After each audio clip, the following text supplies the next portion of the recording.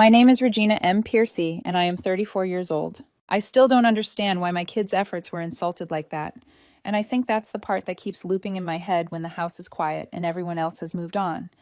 They spent the entire week getting ready for Easter brunch at my parents' place, not because anyone told them they had to, but because they wanted to. They wanted to show up with something sweet and handmade, the kind of gift that says, "We thought about you, we tried, we love you." My boyfriend stood at the counter with them after dinner each night, sleeves rolled up, smiling while they painted pastel eggs and rolled sugar cookie dough like it was a serious operation. They debated which colors looked most like spring. They argued over whether the bunny on the card should be smiling or serious. They tucked in drawings from school, one of all of us under a rainbow, another with a giant bunny so cheerful it looked like it was laughing. By the time Easter morning came, the basket looked like something you'd see on a magazine cover, neat and pastel and careful, like love arranged into a perfect little display. The kids carried it into my parents' house with both hands, practically vibrating with excitement. The dining table was set for 10. The air smelled like baked ham and cinnamon rolls. My dad was in the corner with his newspaper, not looking up. A couple of cousins were already there talking loudly, the kind of loud that fills space so no one has to address anything uncomfortable. My sister Jenna sat on the couch with her little girl, scrolling like she was trying not to be present. The kids ran straight to my mom with the basket, eager to hand it over like they were delivering a surprise they'd been keeping secret for days. My boyfriend stood beside me, quiet, watching my mother's face, the way you watch weather when you're trying to predict a storm.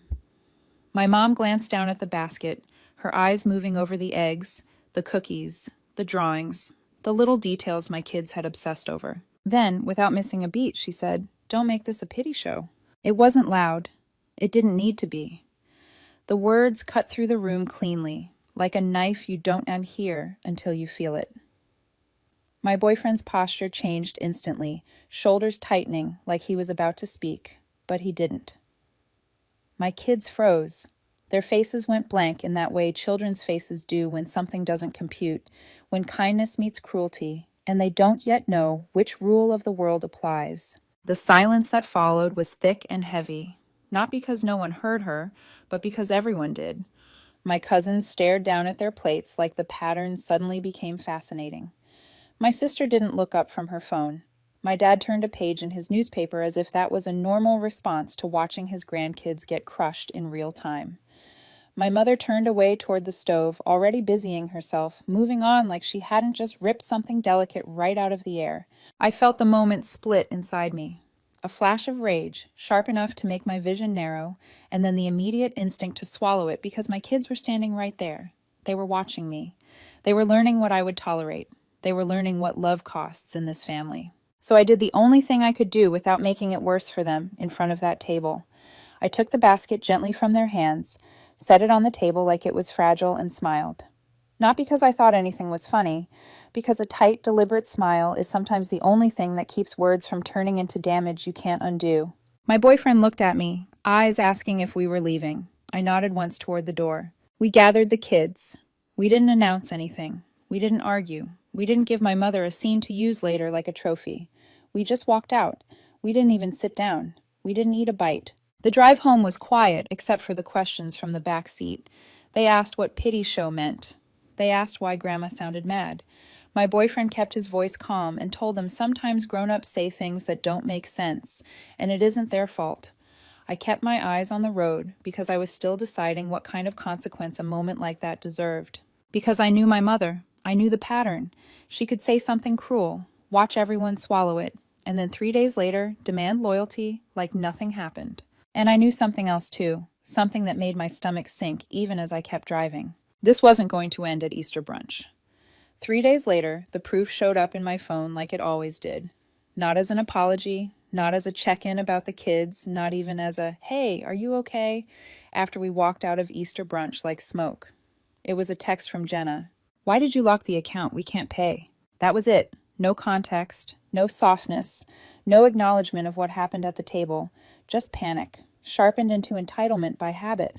For months, I had been quietly helping her. After her divorce, she'd been struggling, and I understood that struggle in a way most people pretend they do, but don't. Rent doesn't care that you're tired. Daycare doesn't care that your heart is broken. Bills don't care that your life blew up. My parents talked a big game about family sticking together, but it was me sending money every few weeks so Jenna wouldn't fall behind, so her daughter wouldn't get uprooted, so she could breathe. I didn't announce it. I didn't post about it. I didn't make it a show. I just did it. What Jenna didn't seem to understand was that the account I'd been transferring the money into was in my name. It had started that way for convenience, because she was overwhelmed and I was trying to make it easy. But over time, it became something else, a quiet pipeline, a system, a way for everyone to assume the support would always be there without anyone having to ask how I was managing it. My mom loved that arrangement because it let her feel like the family was being taken care of without her actually doing anything. After Easter, I shut it down. So when Jenna asked why I locked it, I stared at the message for a long second, feeling that same cold clarity I'd felt when my mom insulted my kids and then turned away like the damage didn't matter. I typed back one line. Thought you didn't want a show. No answer came after that. Just silence that felt like a door closing slowly. That evening, there was pounding on my front door. Not a polite knock, not a neighbor. The kind of pounding that says someone is already convinced they're right and they're here to collect what they believe they're owed. I opened it, and my mom was standing there, face flushed red with rage, eyes bright in that way that always made me feel like I was 12 again and about to be scolded for something I didn't understand. She didn't wait to be invited in. She started talking immediately, rapid fire, voice layered with accusation and righteousness. She said I had no right to abandon my sister. She said Jenna was a single mom. She said it was my job to make sure Jenna had what she needed. Not, could I help? Not, are you able? Not, what happened? My job. Like I was an employee in the family business, and Jenna's survival was my assignment. My boyfriend appeared behind me in the hallway, drying his hands on a towel, expression tight. He didn't step in front of me. He didn't posture. He just stood there, present. And somehow that made my mom even angrier, like his existence was a reminder that I had a life outside her control. I let my mom finish her first tirade without interrupting. I watched her the way you watch someone who's repeating a script they've used for years, waiting for the moment they realize it no longer works. When she finally stopped to take a breath, I asked her, calmly, why she thought she could insult my children in front of an entire table, and then show up days later demanding help from the same people she had just humiliated. Her eyes narrowed immediately, like I'd broken a rule by bringing it up. She tried to wave it away, calling it a misunderstanding, saying I was too sensitive, saying kids shouldn't be coddled. Then she pivoted right back to Jenna, as if my children's feelings were a minor inconvenience compared to rent being due. She said Jenna had a little girl to raise. She said family takes care of family. She said I was punishing everyone over one comment. One comment. That's what she called it. My boyfriend finally spoke, and his voice was controlled, steady, the opposite of escalating. He said what my mom didn't want to hear, that this wasn't about one comment, that it was about a pattern of disrespect and the expectation that Regina will fix everything quietly, while everyone else gets to act however they want. He said my kids weren't props in some family power game. He said if my mom wanted access to them, she needed to treat them like human beings. My mom's face tightened at the word need, like she could feel the control slipping. She switched tactics instantly, moving from rage to guilt, from demands to a wounded voice that always made outsiders think she was the victim. She talked about everything she'd done for me growing up. She said she couldn't believe I'd turned my back on my sister. She said Jenna was struggling and I was being cruel. I told her the truth. I helped Jenna because I chose to, not because I owed anyone. I reminded her that when Jenna's ex walked out, it wasn't my parents keeping her afloat. It was me, month after month, quietly. And I wasn't going to be treated like an ATM, while my children were spoken to like they were trying to put on a pity show. That hit a nerve. I could see it in the way my mom's mouth tightened, the way her gaze flicked toward my boyfriend like she was searching for the easiest target. And then she did what she always did when she couldn't win the argument on facts.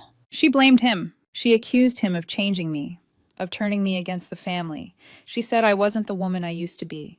She implied my kids were being influenced by the wrong person, the wrong household, the wrong values, as if respect was some dangerous trend my boyfriend had introduced into our lives. That was it for me. I didn't scream. I didn't throw anything.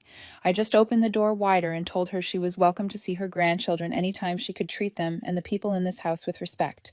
Until then, there was nothing else to discuss.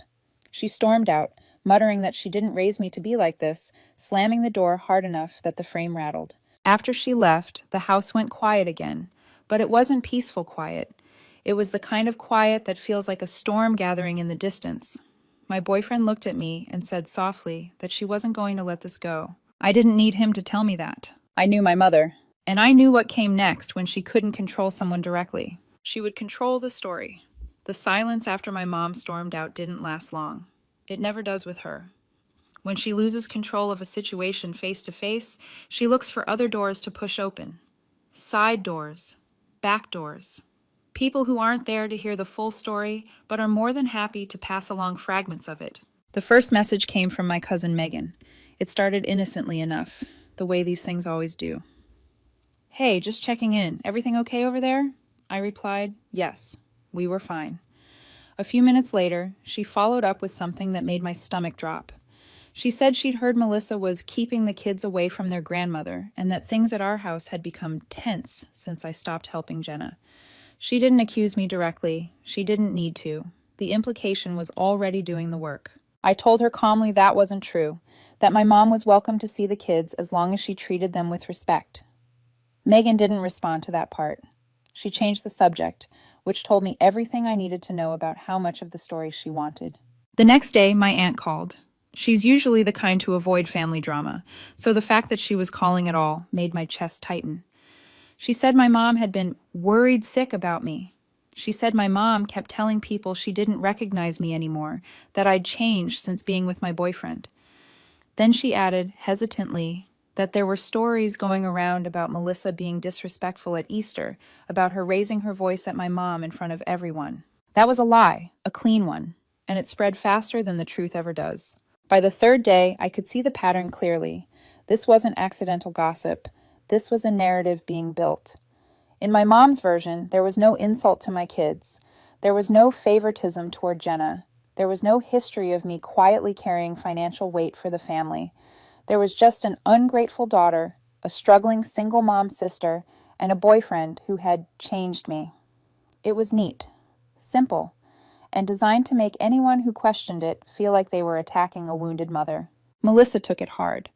She'd never cared much about what extended family thought of her, but now she was being painted as manipulative and cold by people who'd never seen her do a single unkind thing. Every night that week, she sat at the kitchen table scrolling through messages. Some were fishing for details. Others were openly judgmental. A few offered prayers, in that way people do, when they've already chosen a side. She'd read them over and over until she finally set the phone down like it weighed too much to hold. Then my mom took it online. She started posting vague, carefully worded Facebook statuses. Things like, "It's heartbreaking when you lose a child to someone else's influence," or, "Family should never turn their back on family, no matter what." The comment sections filled with relatives offering sympathy, speculating, and occasionally dropping passive-aggressive hints that they knew exactly who she was talking about. No names, no specifics, just enough to let people fill in the blanks the way she wanted. What bothered me most wasn't the hit to my own reputation. It was the realization that if I stayed quiet, this version of events would harden into fact, and one day my kids would hear it. They'd hear that their mother was controlling, that their father had abandoned his sister out of pride, that their grandmother had been wronged. I wasn't going to let that happen. So I decided to stop letting the story travel without me. The next Sunday, I called my mom and told her we were coming over. Her voice flattened immediately, tight with that false calm she uses when she thinks she's winning. She said fine, but if we were coming to attack her again, there was no point. I told her this wasn't a phone conversation anymore. This was happening in person. I chose Sunday afternoon deliberately. My parents always had people over after lunch. Aunts, uncles, sometimes neighbors. I wanted witnesses. Not to shame her, but to end the whisper campaign by replacing it with something much harder to twist. Melissa walked in beside me, chin lifted, not in arrogance, but in resolve. The living room was exactly as I expected. My mom on the couch with Jenna beside her, my dad in his recliner, pretending to watch a game he wasn't really paying attention to. 2 aunts at the table with coffee. The room changed the second we stepped in. I didn't bother with small talk. I told them we needed to set the record straight. My mom immediately said she didn't see the point if I'd already made up my mind to attack her. I told her this wasn't about attacking anyone. It was about ending the half-truths and lies being passed around the family. Then I laid it all out. Easter brunch, the basket my kids made, her pity show comment, us leaving without eating, the text from Jenna about the locked account, the months of financial support I'd been providing while everyone else talked about family without contributing a dime. I said I wasn't going to be treated like an ATM while my children were disrespected. The room was silent. My dad stared at the TV. My aunt shifted uncomfortably. Jenna looked down at her hands. Then something unexpected happened. Jenna spoke. She said she appreciated the help I'd given her after the divorce. She said she never asked Mom to confront me, and that she didn't even know what pity show was supposed to mean until after Easter. She admitted she'd been embarrassed when she found out what happened. But she didn't go further. She didn't challenge the rumors directly. She let that part hang in the air, unfinished. Melissa stepped forward then. She didn't raise her voice. She didn't insult anyone. She said our kids were not going to grow up hearing that their mother was manipulative or that their father had abandoned his family. She said if my mom wanted a relationship with any of us, it would be based on respect, not control. One of my aunts tried to soften the moment, suggesting maybe Easter had just been a misunderstanding. That was when my mom snapped. She stood up and started shouting that she could say whatever she wanted in her own home, that I'd overreacted, and that if Melissa and I were so sensitive, maybe we should just stay away altogether. Melissa didn't flinch. She said very calmly, "If that's what you want, we can arrange it." For a moment, it looked like that was the end. Then my dad spoke, quietly, awkwardly, like he hadn't planned to. He said maybe my mom had gone too far. He said she should at least apologize to the kids. The way my mom turned on him was instant and vicious. Her voice jumped in volume so fast the aunts both leaned back in their chairs. She accused him of betraying her, of siding against his own wife. He stood up, muttered that this had gone far enough, and walked out of the room. That told me everything. As we left, my mom brushed past me and said I'd regret choosing sides. Jenna followed her, but not before glancing back at me with an expression I couldn't quite read.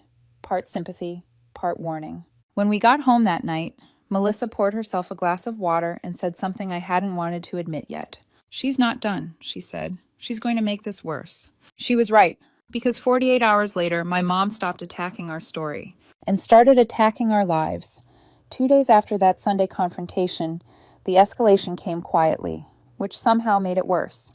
It didn't arrive as a screaming voicemail or another cryptic post online. It arrived as a phone call, ordinary on the surface, from a number Melissa recognized instantly. The director of our kids' after-school program. Melissa answered without thinking, putting it on speaker while she folded laundry in the living room, and within seconds we both felt the air change. The director's voice was polite but cautious, the way people sound when they're trying to feel out a situation without accusing anyone outright. She said she'd received some concerns from a concerned relative who wished to remain anonymous. According to the caller, things in our home had become tense and unstable recently, that Melissa was overly controlling, that the kids were being kept from their grandmother for no valid reason, and that the family dynamic had shifted since I had cut off financial support to a relative. The director emphasized that she wasn't accusing us of anything, just passing along information she felt obligated to share. Melissa thanked her, hung up, and stared at the phone in silence for several seconds. Then she looked at me and said one word. "Your mom." It wasn't a guess. The details were too precise. Easter. The money. The implication that Melissa was pulling strings behind the scenes. Even the phrasing felt familiar, like lines lifted straight from my mother's private monologues about family loyalty and influence. What chilled me most was the implication. This wasn't gossip anymore. This was someone reaching into our lives in a way that could have real consequences for our kids. I called the program back immediately, calmly explaining that the information they'd been given was false, and that any concerns should be brought directly to us.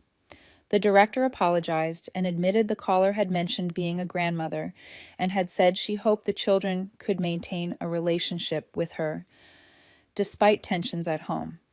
That line alone was as good as a signature. That night, I called my mom and told her we'd be coming over again.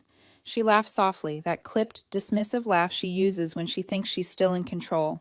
She told me if I was coming to attack her, not to bother. I told her she didn't have a choice. When we arrived the next evening, the house was quiet. No relatives, no buffer, just my parents sitting at the kitchen table. My dad looked tired, older than I remembered. My mom looked composed, almost smug, like she thought this was another round she could talk her way through. I didn't sit down. I told her plainly that I knew she had contacted the kids program and that if she ever interfered in our parenting again, she would never see her grandchildren, not at birthdays, not at holidays, not by accident. Melissa stood beside me and said, going after our parenting wasn't just petty, it was dangerous, and that she had crossed a line she couldn't uncross. My mom tried to deflect at first, claiming people talk and you can't control what gets back to you.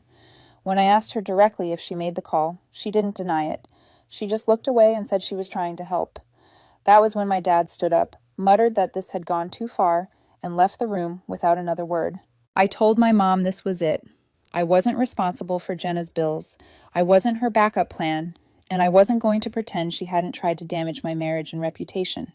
The only reason she hadn't been completely cut off was because my kids deserved to decide for themselves one day whether they wanted a relationship with her. She said nothing as we walked out. The next morning, I got a text from Jenna. I didn't know how bad it was until now. We need to talk. We met at a quiet diner halfway between our houses, neutral ground. She looked exhausted, hands wrapped around a mug like she needed the warmth. She admitted that for months our mom had been pressuring her to get more money from me, telling her it was my duty because I was better off. When I shut down the account, Mom hadn't been furious because Jenna might struggle. She'd been furious because it meant she'd have to either help financially or admit she wouldn't. Jenna told me things weren't good. Rent was tight. Daycare was expensive. Child support was still months behind. She wasn't asking for pity, just honesty. I told her I would help again, but only on my terms. No involvement from our parents, no passing messages, no updates. The moment Mom tried to insert herself, I was out. Jenna agreed without arguing, and for the first time, it felt like the help was actually about my niece, not my mother's control. For a while after that, things were calm. Jenna and I talked more, mostly about the kids. The rumors slowed. My mom's posts online grew quieter. I thought maybe this was how it would be now. Then, one Thursday afternoon, I got another call. This time, it was from my niece's school.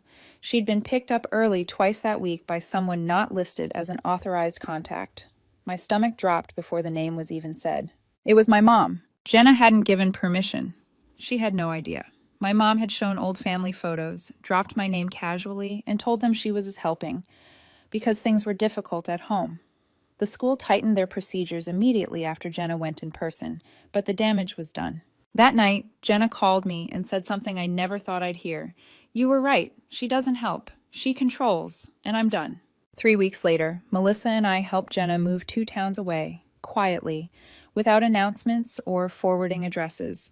Since then, there's been nothing from my parents. No calls, no surprise visits, just the occasional bitter post online that no longer carries the weight it used to. The final twist wasn't my mom pulling one last stunt. It was the one person she thought she'd always control finally walking away too. And that, more than anything else, closed the book for good.